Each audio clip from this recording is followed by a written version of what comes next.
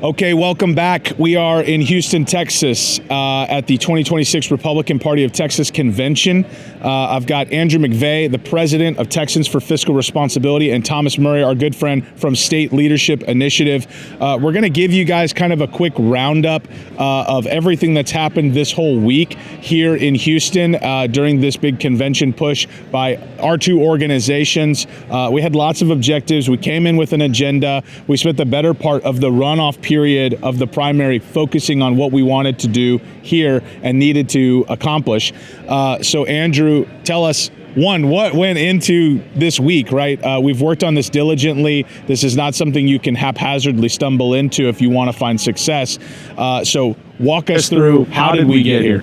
Yeah, so the first thing to understand, of course, is that the Republican Party of Texas convention and the platform and priorities that come out of this process is so critical for the whole state and critical for the legislative process that we're going to be getting into next January, because what we do here is going to send the right messages and the right signals to our legislators that these are the things that we want you to accomplish. These are the things that are going to get Texas going back on the right track. TFR came into this with really 3+1 priorities, 3 critical issues that Texas has to address if we're going to really keep Texas that beacon of freedom and prosperity for not just the rest of the country, but for the entire world.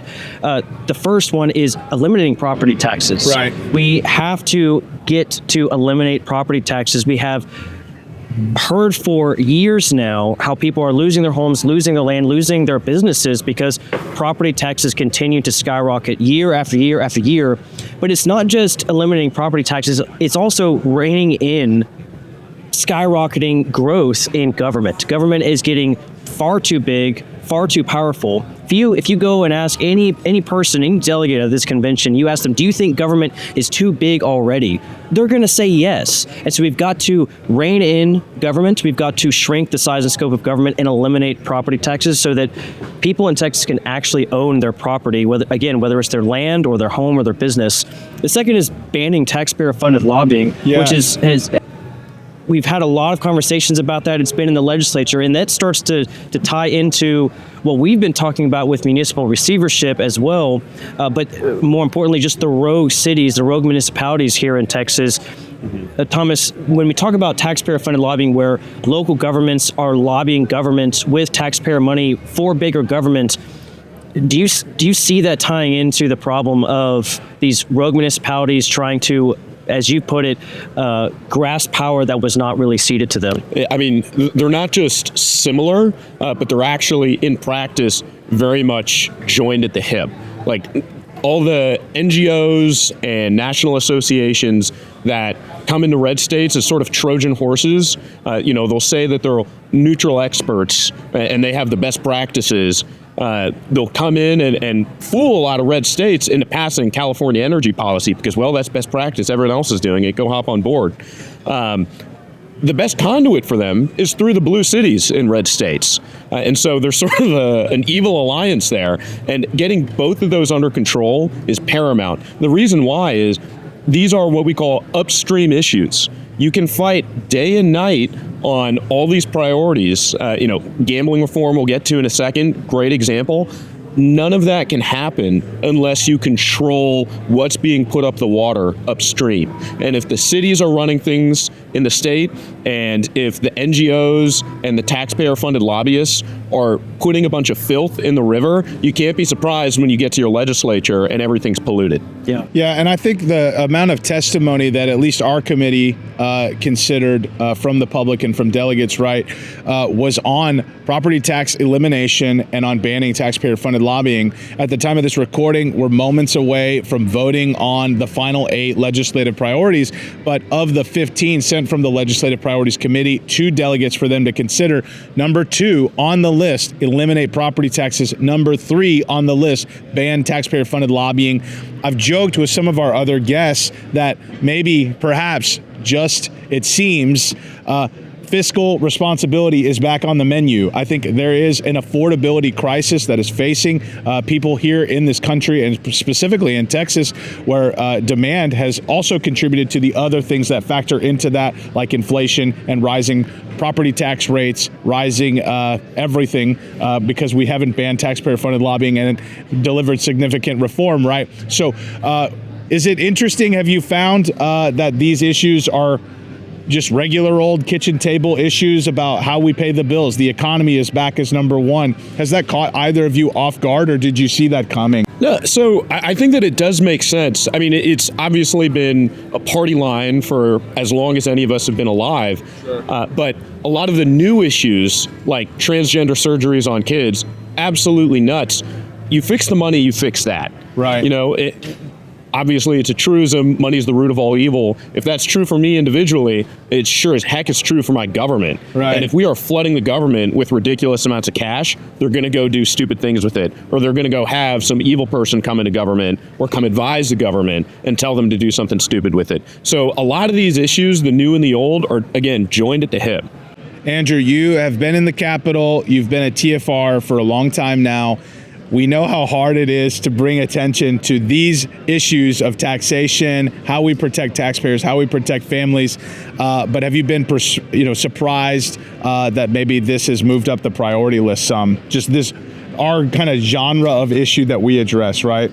Yeah, I think I'm not too surprised for one important reason. With the election of President Donald Trump, securing the border and really starting to get a handle on the crazy wacko leftists who are pushing all of these crazy ideas and issues, especially on the social side of things, people are now able to take a breath. They're able to take a breath that they don't feel like their whole country is falling out from underneath their feet. And now they're remembering, oh yeah, I'm about to be taxed out of my home. Yeah. Oh yeah, my city is being run into the ground. And so people are starting to once again. ISD just put up the third bond proposal in 3 election cycles. That's right. And my kids are going to be paying for that debt on these bonds for right. decades to come. And so people, I think, are turning their attention back to these issues because all of this stuff is important. But as Thomas started to talk about, money's the root of all evils. These things, they all tie in together, and people, if we can't keep our land, if we can't keep our homes, if we can't have a strong economy, well, then we're also not going to be able to keep a strong country. And so it's coming back to the table swiftly, and it's going to be top issues coming to the next session. There's one issue that we haven't gotten to yet, and that's the issue of predatory gambling the Texas lottery. Destin, you've kind of been leading the charge on that specific issue. Talk to us a little bit about what's been going on with the Texas lottery and what's been going on with it here at convention. Yeah, I don't know, that the motivation for doing this has as much to do with gambling as it does with just government corruption and scandal. I think we definitely view, and I think the public views our organization, Andrew, as kind of a watchdog org, right? We're definitely advocates for policy, but we're also proponents of accountability for government. And so you had this huge scandal last year that actually took place in 2023, but it was kind of made known about last year. $95 million rigged Texas Lotto jackpot scandal involving elements of state government cooperating with this international crime syndicate to rig this, at the expense of everyday, ordinary people who think the government's running an objective game for their entertainment. And in fact, this is a huge form of predatory gambling. And the state of Texas, a government entity tasked with protecting people and protecting their rights. Paul says in Romans that government is for our good. Well, how can government be for our good if it's preying on us? How can it be, as it says in the preamble, for the general welfare and our posterity if it's, actively, being a predator on the most vulnerable among us? It can't. And so it's been really fun to try and help inform and educate delegates about this major scandal. There is an appetite to address it because it's snuck in onto the list of Republican Party of Texas legislative priorities that delegates will consider finalizing. So was very encouraged by that. Everybody we talked to, we had some fun materials to pass out on this issue. People loved them, and they were really earnest. So we'll see if it makes the top 8. It might sneak its way in. There's obviously a lot of important issues to face, but also, I will say, notably, there was not a huge gambling presence at this, convention, and there has been in the past. And so I guess they're saving all their money for influencing our elections, and they've forgotten that this is not only the most fun part of the policy process, but it might be the most impactful. And so we'll see if they, learn their lesson and, come back and try again next time. But for the time being, we've kind of ran the table as it pertains to stopping predatory gambling so far and dealing with this Texas lottery scandal. And it's been a heck of a good time so far. So what are some other major takeaways that you guys have from this convention, whether it be about the unified message or the very conservative candidates that we've met and interacted with that will be on the November ballot? I'm interested to hear just some final thoughts, takeaways that you think delegates here and certainly the viewers at home should consider as we go into the last hours of this major convention. One of the main things that I've noticed is that a lot of the delegates just have a very good nose. They understand when something smells funny, and they understand when something smells right. Like the reaction to municipal receivership, like I was saying, wasn't so much in discussion, wasn't really on the table. Right. But once we brought it there, people looked at that and said, oh yeah, that's right on the button. We need that because it is not just an issue that we've been trying to address, but we're now seeing it is causing fallout on a lot of these other issues or on gambling. Yeah. When they got pitched on that, I mean, a lot of them maybe came in with not so strong feelings, but they understood it quite well. If I may, Thomas, I'll say this too. I feel like municipal receivership is something that addresses the root problem.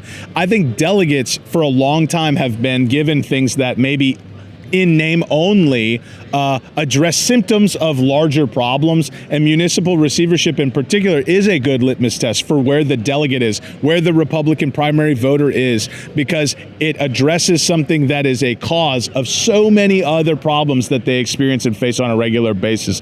Do you think that's true, Andrew? Are we getting at something there? Yeah, I think so. I think the other thing, too, is that delegates are clearly on fire to waste no time moving forward with critical issues like municipal receivership, like eliminating property taxes, like banning taxpayer-funded lobbying, because they understand that if we lose Texas, we're going to lose the country. And as many people have said throughout this convention, there's no other Texas to move to. Sure. And so if delegates are committed to moving these things forward, getting them passed in the legislature, and holding their elected officials' feet to the fire. And I think for anyone out there who has not been a delegate, who has not come and been a part of this process, please come, because this has been so impactful and will continue to be so impactful for the political process, the policy process here in Texas, which will have ripple effects throughout the country. Yeah. Thomas, one last thing, I think you and I have both talked about the quality of the candidates. What does the future of Texas look like? You're involved with some young Republican stuff, different organizations around the state. It's been great to see a lot younger, fresher faces this time. I think maybe more than I've seen in previous conventions. So these young, bold, conservative candidates and new activists, what does that mean about the future of the Republican Party, at least here in Texas? Yeah, I tell you what, I do a lot of work in a lot of different red states. Texas is very near and dear to my heart, but a lot of these other states have candidates who are very far from the voter base. Yeah. I mean, that's not to say every candidate and every sitting official in Texas is accurately reflecting their constituents. I think there's plenty of examples of serious problems, but the new blood that you have coming in is so close to what is actually being pushed for on mass deportations, property tax reform, getting the cities in line. It is very, very impressive, and I think a huge point of pride, or at least should be, for the Texas GOP. They are phenomenal. They are hard-charging, and they have the right issues in mind. That might be another thing that I'd flag. They're not just touting the right points and refusing to dilute the message, but they also have the right energy. This is one of the big lessons of Trump. This is one of the big lessons of Charlie Kirk.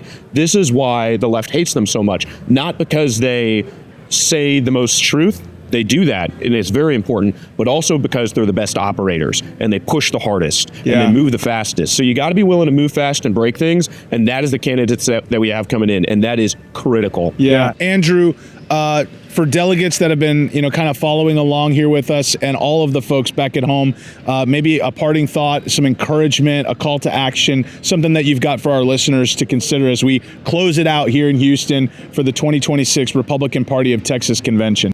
Yeah, I'll say this. Thank you for your engagement. Thank you for coming and being a part of this process. Petition for all of signers, those who were able to come and be a part of this process, who signed our petition, who came and testified on property taxes or taxpayer-funded lobbying or the lottery. You are making the difference here in Texas. And once again, to those who did not come, who have not been a part of this process in the past, get involved with your local party, get involved with your precinct, get to the Capitol when it's during the legislative session, come and testify in committee on legislation. We have a very open process here in Texas. We can have more engagement and more impact as individuals here in Texas than not just in the world, but in the whole country. And so you have the opportunity to make a difference here in Texas. Do not waste that opportunity. I think that's going to do it here at the 2026 Republican Party of Texas Convention in Houston. This is Thomas Murray. This is Andrew McVeigh, the president of Texans for Fiscal Responsibility. I'm Destin Sensky. Thank you for following along. Thank you for tuning in. Thank you for being a part of this. And we'll see you on the road as we get ready to head towards November and then eventually to the 90th legislative session starting in January. So we're signing off, and we bid you well. Thanks for tuning in. We'll see you on the road.